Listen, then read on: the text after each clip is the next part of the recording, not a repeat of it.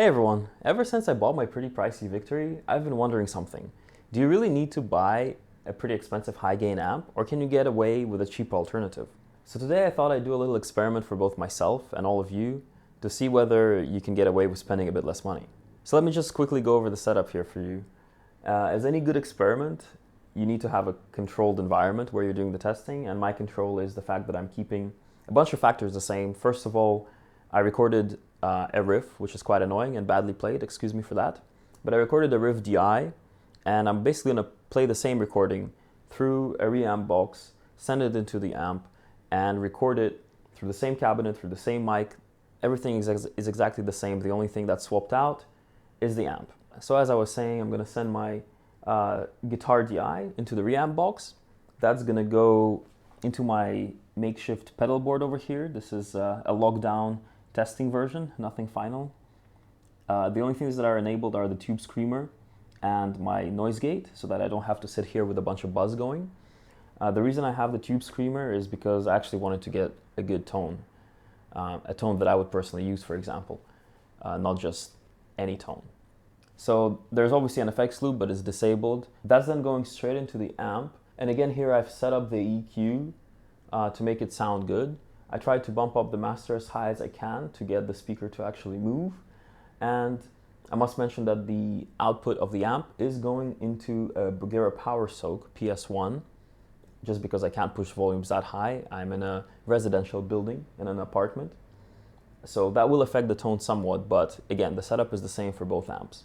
Then that's going into my Victory 1x12 cab with a Celestion V30. And I have a Shure SM58, basically just on the rim of the dust cap of the speaker. Pretty standard position. And I have an SM57 right here, but I actually prefer the sound from the 58. It just gives a fuller sound, a more real sound. I don't know how to explain it, but the 57 is a bit dark and aggressive, and I just preferred the sound coming from the 58. I also tried mixing the two mics together, but the 58 alone produces a pretty good sound. So I thought there's no reason to do that. Over here I got a budget alternative of the big YouTuber Essential, a decibel meter. Obviously it's not going to go that high. As I said, my output is pretty attenuated. But yeah, that's a free app that I downloaded because I'm not a big YouTuber. So the SM58 is going straight into my Focusrite Scarlett 6i6, and that's just going into Reaper basically. And so when I swap the Victory out for the Bugera, I'm not going to change anything here. The only thing that I will adjust is the EQ on the Bugera. The channel obviously is going to be the high gain channel, but yeah, I'll adjust the EQ just to make it sound as good as I can, but I won't adjust anything else. So anyway, without further ado, let's record this bad boy.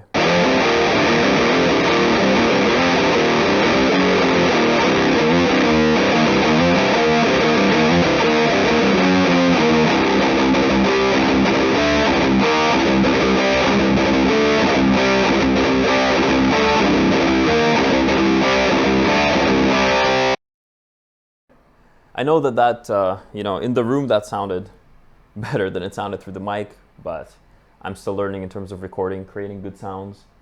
But hopefully, because everything's set up the same, you should get a fair representation of the difference. But anyway, let's swap it out for the Bugera now. Wait for it to warm up, but I'll cut to the chase for you guys.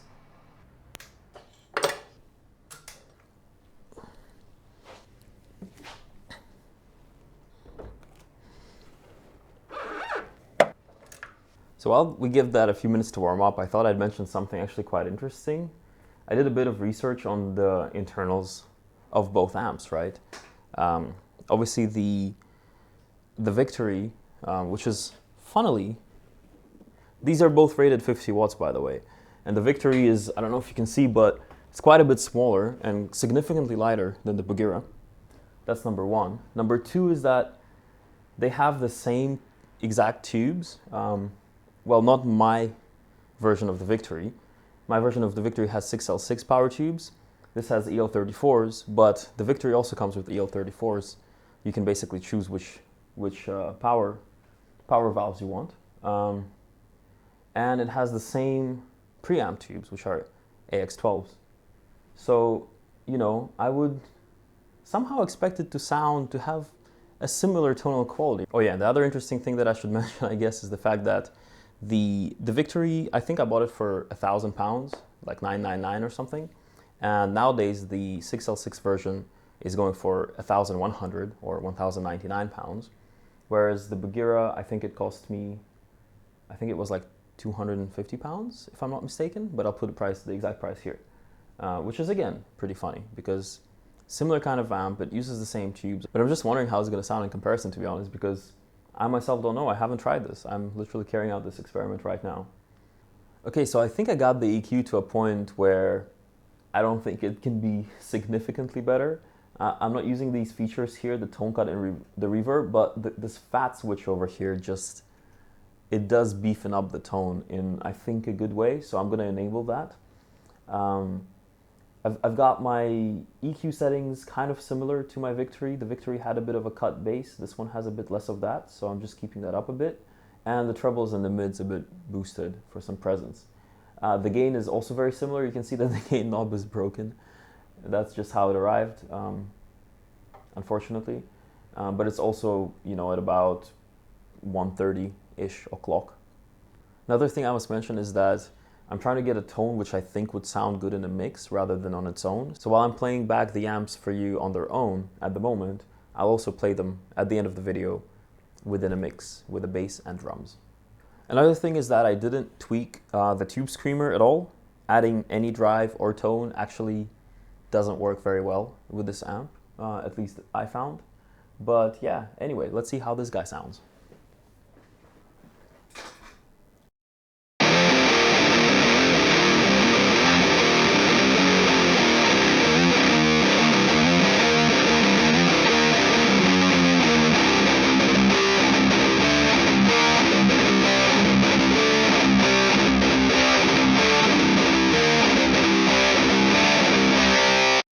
So now let's go on to the last part of the test, which is basically the meat and potatoes of the whole thing, which is basically testing to see whether, you know, getting a decent distortion pedal and a cheap amp that has a clean channel can actually, you know, work quite well, maybe even better or comparable to a more expensive high gain amp.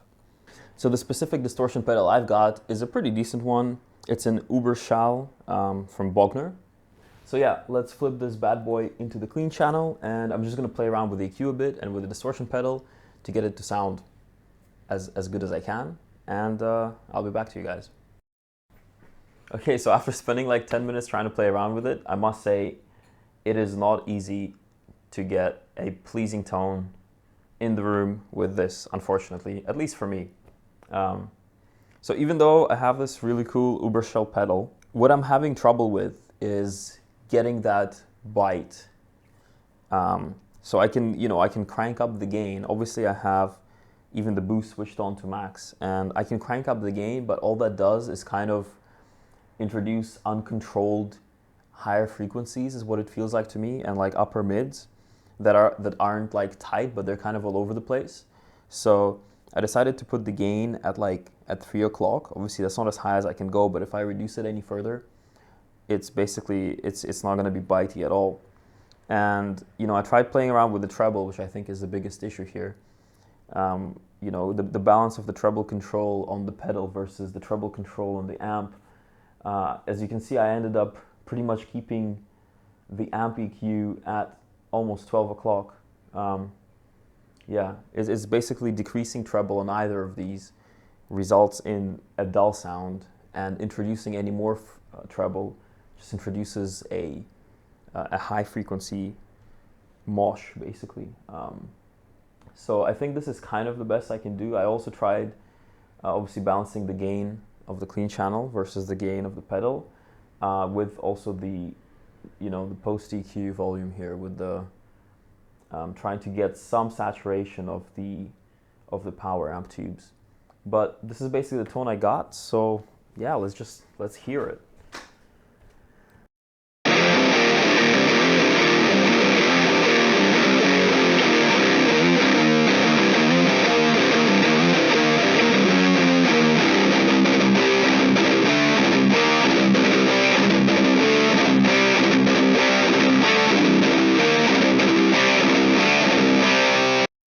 So now that we got these bad boys recorded, let's actually hear them on their own and then in a mix to see what they sound like. So So to remind ourselves, let's just start with the Victory on its own.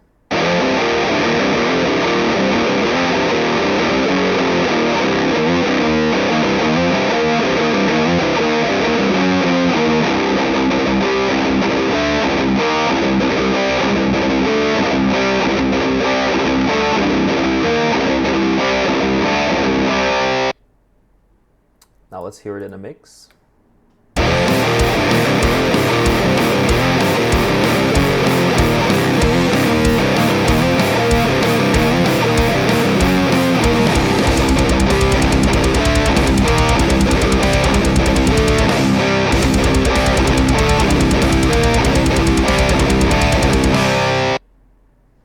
Okay, so now let's hear the Bugera with its high gain channel on its own.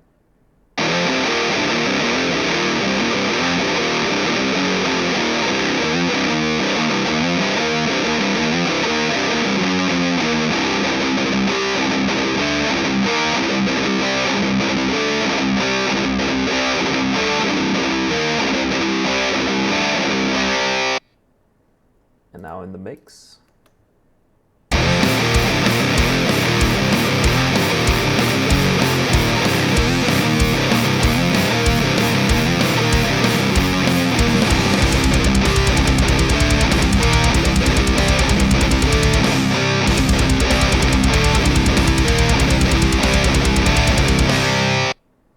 Now you could tell that it was getting a bit lost in the mix, and that's because of the slight lack of upper mids and highs that I mentioned that I had to kind of not get as much of as I would like to because of the soup it was creating.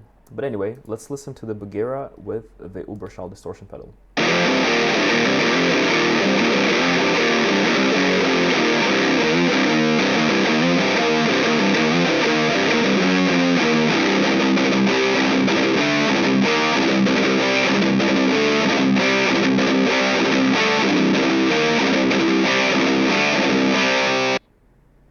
And let's hear that in the mix.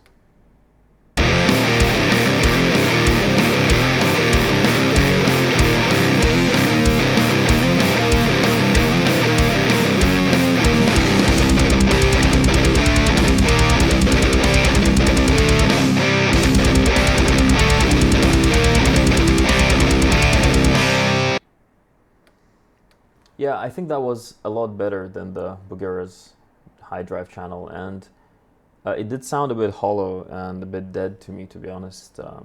Perhaps the Uberschall could use a tube screamer in front of it. Well, anyway, yeah, so I wasn't really able to get the best tones out of any of these amps, really, especially not the best recording tones. I can tell you that they all sounded significantly better in the room than I was able to get them over there, but again, I don't have much experience recording. But it should still serve as a good comparison between these options, basically, because everything else was pretty much kept constant. And I used the same ear and tweaking skills to tweak each setup.